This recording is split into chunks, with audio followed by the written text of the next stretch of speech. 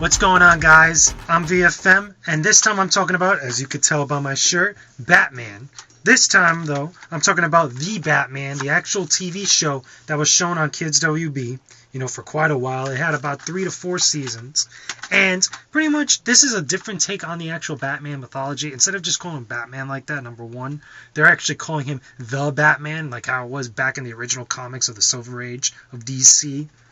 And what's cool is that it's kind of taken a whole new hip type of flair to the whole Batman, story as far as like Bruce Wayne. Bruce Wayne, he's still a millionaire. He's still Bruce Wayne in every kind of sense of the character. But he's much more, I want to say, much more hip, much more attuned with like, pop culture and stuff. He's a playboy. He's actually, going around doing all kinds of different stuff as Bruce Wayne besides his escapades as Batman throughout the entire series.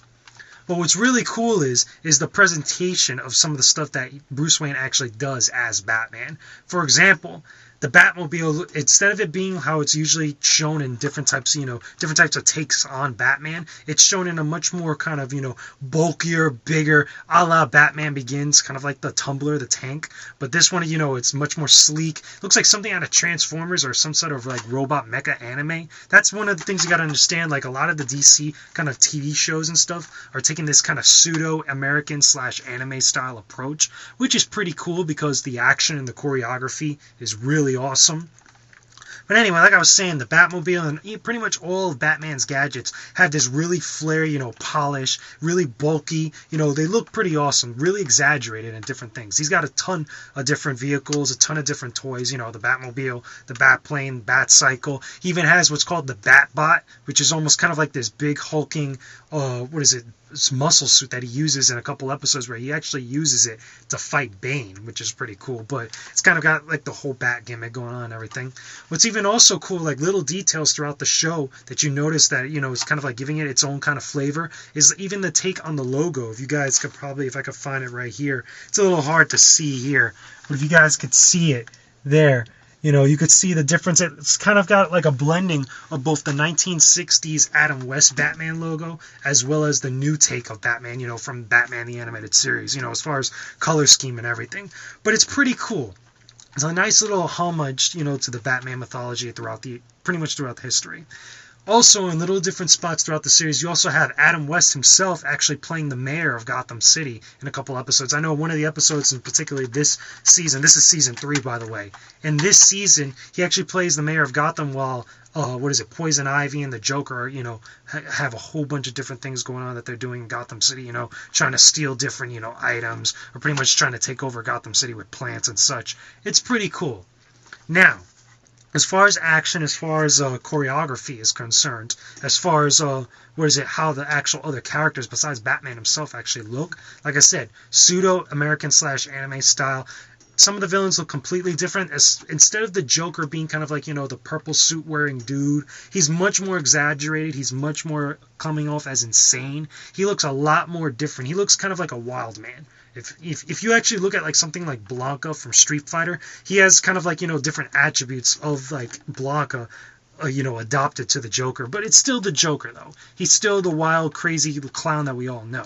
But on top of that, he also knows martial arts. There's, throughout the entire series, he pretty much gets into different types of fights with Batman. We're always accustomed to having the Joker run away, when things really get kind of tough and stuff. He could take a couple good shots at Batman, but he's no way near on the level how Batman's fighting style is or anything like that.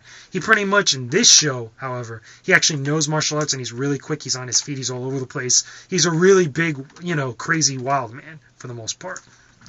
You got other takes on other villains. You got Bane, who's pretty much huge, like he's always been, but big, huge, got his face covered, and he's got red skin when he actually turns on the Venom. You got Mr. Freeze, which actually, as opposed to using a freeze gun, he actually uses a suit that he pretty much calls, but he activates his suit, and he actually is able to freeze things with his hands and his gloves and such, and he's got this whole helmet, as opposed to being like a fishbowl, it's actually an entire ice cube or a little glacier on his head that covers his entire face, and he's got much more of a menacing look. You got the other characters throughout Batman's rogues gallery that have different takes on them. You got the Penguin, who's pretty much the Penguin, but he knows martial arts.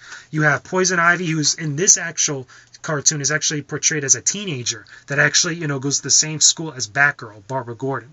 You got a couple other people here and there. You even get some guest appearances by not only Robin, the Boy Wonder, down the line towards like the later half of the series. You also get Superman in about I believe it's one episode that Superman actually makes an appearance, which is pretty cool. You got Catwoman also, another Batman's Rogues Galleries. She actually is much more of like an actual cat burglar, not so much a supernatural kind of like person, you know, that's got 9 lives and such. She's much more in tune to like how the original comics were.